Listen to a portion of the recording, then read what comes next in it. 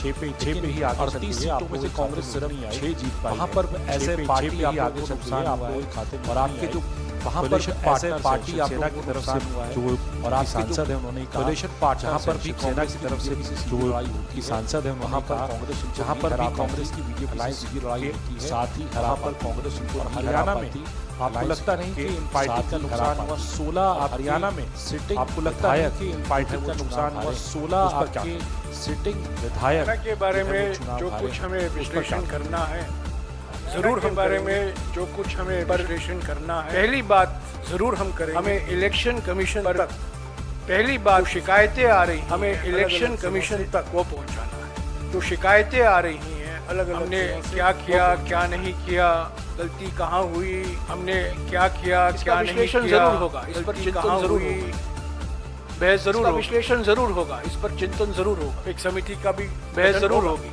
ये प्रथा रहा है। एक समिति का भी गठन होगा, ये प्रथा रहा है और सबसे बातचीत करके ही विश्लेषण होगा और सबसे बातचीत करके ही विश्लेषण का विश्लेषण है। अभी पर अभी सबसे महत्वपूर्ण बात विश्लेषण का वक्त नहीं है अभी की। सबसे महत्वपूर्ण बात यह है हमसे जीत छीना गया,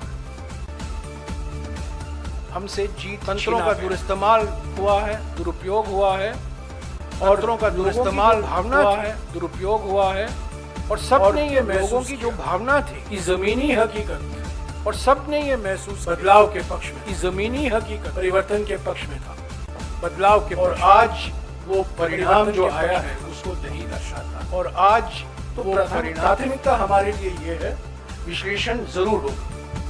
जम्मू के बारे में जो आपने सवाल किया, मैं स्वीकारता हूँ कि हमारा प्रदर्शन जम्मू में और बेहतर होना चाहिए था। इसके भी कुछ कारण हैं, उस पर भी चिंतन होगा, विचार विमर्श जरूर होगा। पर महाराष्ट्र में मैं याद दिलाना चाहता हूँ कि लोकसभा चुनाव में कांग्रेस पार्टी पहले स्थान पर थी और गठबंधन का एक धर्म होता है, जो हमारे आपस की बात होती है हम एक दूसरे से बोलते हैं, मीडिया के द्वारा हम नहीं बोलते हैं। हम गठबंधन में हैं महाराष्ट्र में, उस गठबंधन को मजबूत करना हमारा कर्तव्य बनता है।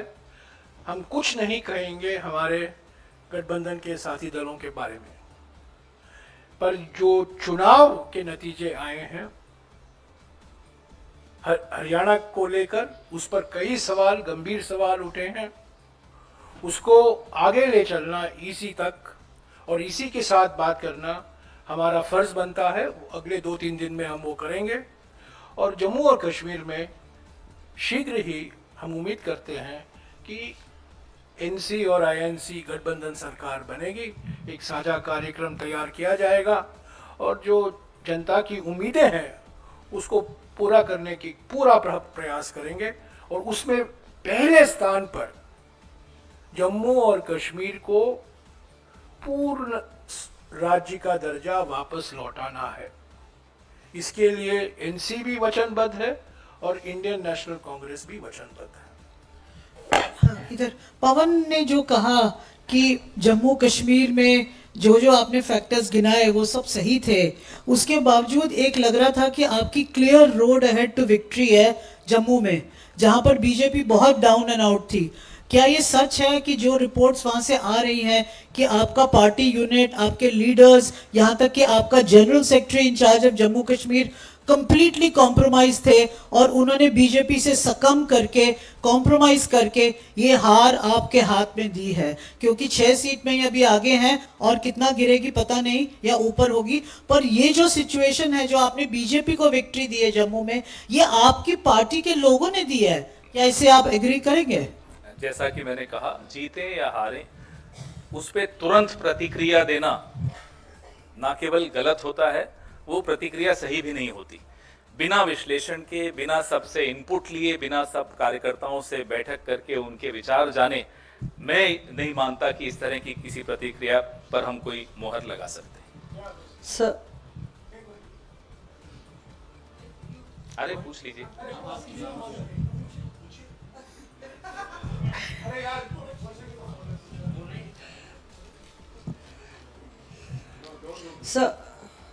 सर ये जो 3 जिलों का आपने जिक्र किया, तो ये कौन से जिले हैं और कितनी सीटें इसमें प्रभावित हो रही हैं इन जिलों में, ये हम लोग जानना चाहेंगे। और थोड़ी अजीबोगरीब बात नहीं है कि एक तरफ आप जम्मू कश्मीर की जीत और आगे क्या प्रक्रिया रहेगी उसका जिक्र कर रहे हैं, और दूसरी तरफ कह रहे हैं वहां पे जनता की जीत हुई, और दूसरी तरफ कह रहे हैं हरियाणा में अंगूर खट्टे हैं, हरियाणा में हमारी जीत छीनी गई है। तो तब जनता को क्या मैसेज? अजीबोगरीब तब होता कि जब हम कहते कि नहीं साहब सब जगह खराब है मशीन।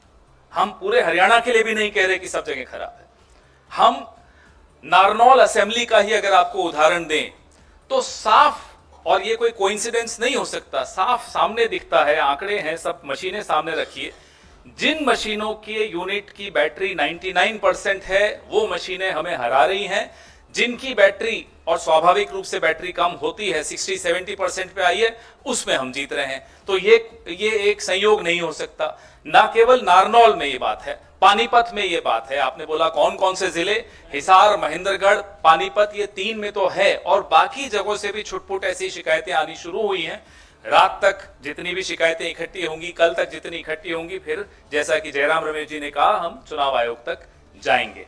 तो हमने कभी भी ऐसा नहीं कहा कि भाई पूरा ये सारी मशीनें खराब हैं। हम तो हरियाणा के लिए भी नहीं कह रहे कि सारी मशीनें खराब हैं, लेकिन जहां जहां हस्तक्षेप हुआ है वहां की बैटरी 99% है। आप मुझे बताइए, इतने दिन से मशीनें पड़ी हैं 99% और सबकी स्टैंडर्ड, सबकी 99% कैसे हो सकती है? और जिनको नहीं छेड़ा गया उसमें कोई 60% है, कोई 70%। और ऐसा नहीं कि शिकायत दोपहर को हुई हो, मशीनें खुलने के वक्त ही हमारे कैंडिडेट ने शिकायत की थी, तब तो कोई रिजल्ट नहीं आया था। तभी राव नरेंद्र सिंह जी ने उसी वक्त शिकायत करनी शुरू कर दी थी, हमें फोन करना शुरू कर दिया था, तब रिजल्ट आना शुरू नहीं हुआ था। इनफैक्ट तब तो आप लोग बाहर जो हमें दिखा रहे थे कि रुझान हमारे पक्ष में चल रहे थे 70-71 सीट पे, तब भी हमने लिखित शिकायत हमारे राव नरेंद्र सिंह जी ने और पानीपत वाले कैंडिडेट ने करनी शुरू कर दी थी। So you said that results are not acceptable to the Congress. Could you elaborate on that? And what are the, apart from approaching the EC, will you also take legal recourse? What do you exactly mean when you say that it is not acceptable to you? Well, in response to जो मौसमी ने सवाल किया था, कितने सीटों का सवाल है, हमारा अनुमान है कि 12-14 सीटें ऐसे हैं जहां गंभीर, इससे भी ज़्यादा हो सकती हैं, पर पहला लिस्ट जो हमने तैयार किया है 12 या 14 सीटें ऐसे हैं जहां गंभीर सवाल उठाए गए हैं उम्मीदवारों द्वारा। तो ये कल ही बता पाएंगे फाइनल कितने सीटें हैं, पर आज मैं बता सकता हूं 12 से 14 सीटें पर गंभीर सवाल उठते हैं। The reason why, we are not accepting it is because not only is it surprising, not only is it unexpected, but there are serious issues that have been raised on the integrity of the counting process, of the functioning of the EVMs, in at least 4 districts, as my colleague has already identified, in which about 12 to 14 constituencies are involved. It could be more. We will have the final list tomorrow. We'll share it with you. We will be going to the Election Commission. Election Commission is our first stop. We have to go to the Election Commission. It's a constitutional body. It's an independent body. We expect it to function constitutionally and independently. And so we will be seeking time from them. We hope to get time from them. We hope to submit our list of detailed complaints to them. And then afterwards, whatever is required to be done will be done. But as of today, we cannot accept the fact that the results reflect the proper functioning of our democratic system. There are serious questions on the integrity of the instruments of the system, namely the EVM, and also the extraordinary pressure that has been brought to bear on local administration officials. Remember, Haryana has been a double-engine government, so it's a double-engine pressure. It's a pressure from the state government and a pressure from the union government as well. So there was an environment in which people have lost by 200 votes, 300 votes, 50 votes. People who were leading, who had healthy leading margins, have ended up losing by 100, 200, 250 votes. Can be explained only by manipulation and pressure.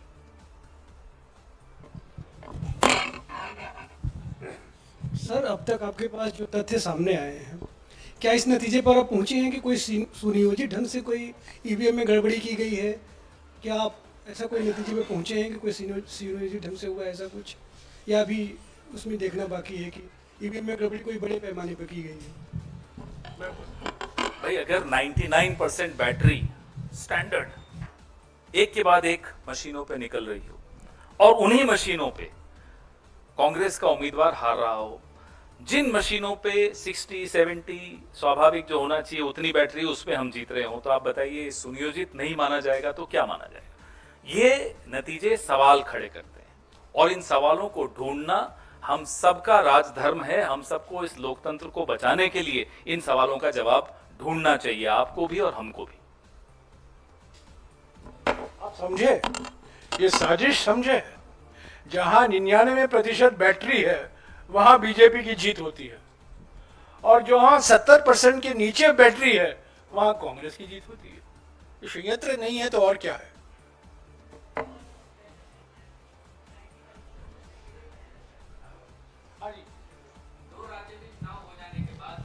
ये अभी इन 2 राज्यों तक ही सीमित रखेगा।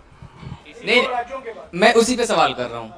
2 राज्यों के चुनाव हो जाने के बाद परिणाम भी आ गए हैं, तो ईवीएम को लेकर के क्या मत है आपके? यही तो बात कर रहे हैं हम।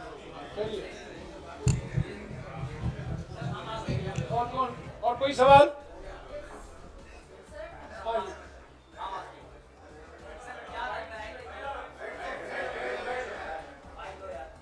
बोल दो आवाज आ रही है।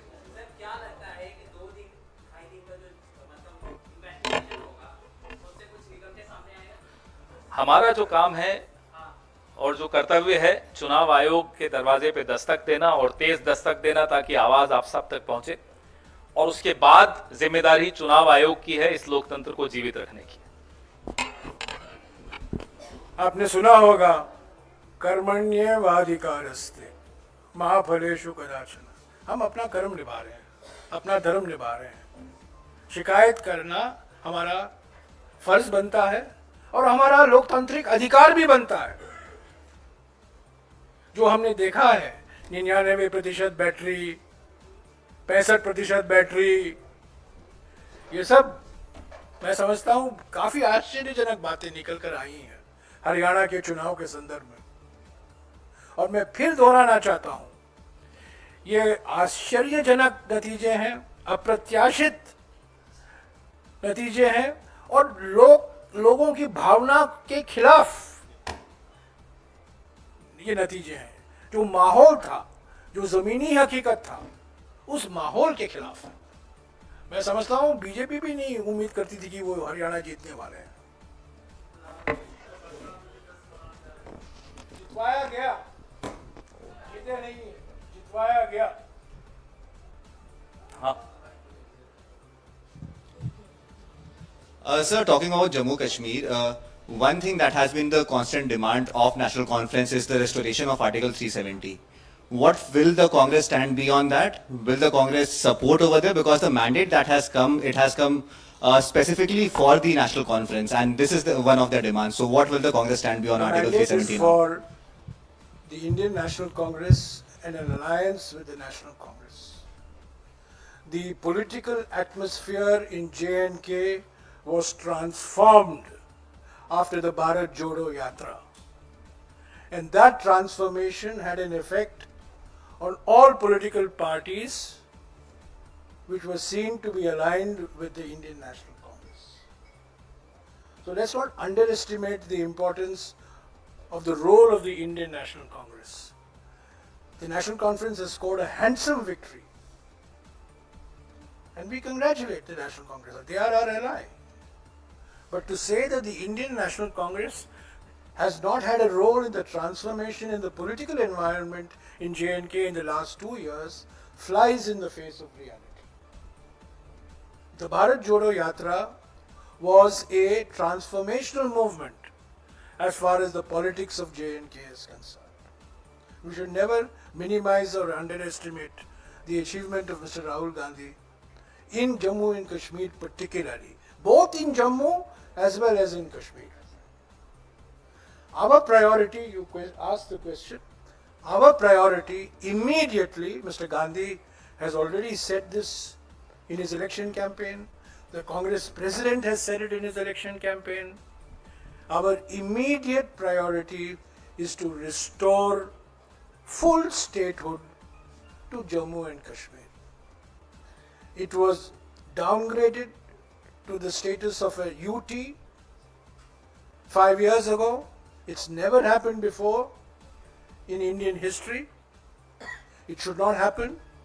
But restoration of full statehood status and giving a democratically elected chief minister and his council of ministers full constitutional authority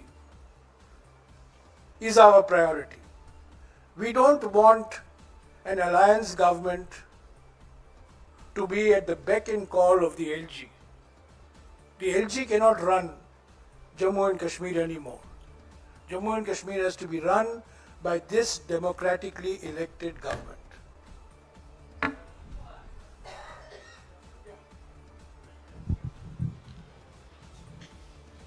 Sir, that the Congress candidate from Jeend, his name is Bijender Singh, we just got his bite and he's stating he's lost the election by 32 votes. You were mentioning that a lot of elections have been lost in very thin margins. And while you also spoke about the foul play, he has said that this defeat is because of the independent candidate cutting his share. So that does... There could be different reasons in different areas. What the complaints that we've got and that we are getting are from 3 districts primarily, and then when we compile those complaints, we'll take them to the Election Commission. As I said, one size doesn't fit all. Different constituencies have different reasons for their victories or defeats. Sir अभी मैंने एक BJP के राष्ट्रीय प्रवक्ता का interview किया तो उनका कहना है कि जब कांग्रेस जहां जीती वहां ईवीएम सही होता है, जब वो हार जाती है तब कहती है ईवीएम खराब होता है। तो इस पर सर क्या कहेंगे आप? 2009 में अडवाणी जी ने एक किताब का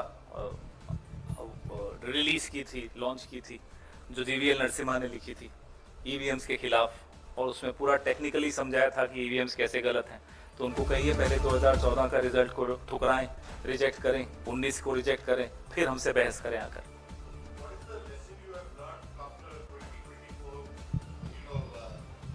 Elections, the fact that the Congress did reasonably well, and now having all eggs in one basket, allowing infighting to take place, and are not really reading the writing on the wall that you have to have a house in order. If there was any lesson that was learned in 2024 was for Congress to be united and fight together. What was the reason? Because we saw Selja speaking out, we saw Huda there. Could you kindly explain to us why the Congress has shot itself on its foot? The writing on the wall was the Congress will come back to power. That was the writing on the wall. That has been deliberately erased. The writing on the wall was very, very clear to anybody who was willing to read the writing on the wall. But there are people who are experts in replacing walls. They just replace the wall. Or machines. Or machine, in this case machine. So I have already explained, I don't think you were there when I was explaining, that as far as the results are concerned, Haryana result, our first priority is to collate, consolidate all the complaints that have come from candidates from the 3 districts today. There will be other complaints, and we hope to submit this to the Election Commission tomorrow evening or day after. That is our immediate priority. Simultaneously, of course, we will sit and introspect why the result went the way it did. It was everybody's expectation that the Congress would win comfortably in Haryana. I think all I can say is that the Congress has been made to lose. Congress has not lost. Congress has been made to lose in Haryana, and you have not heard the last of the Haryana result.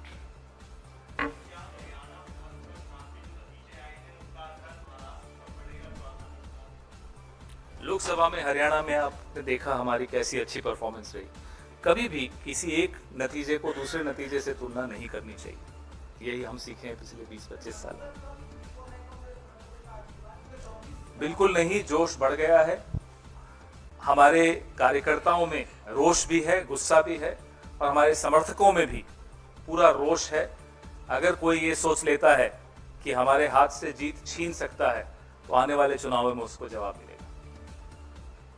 Thank you.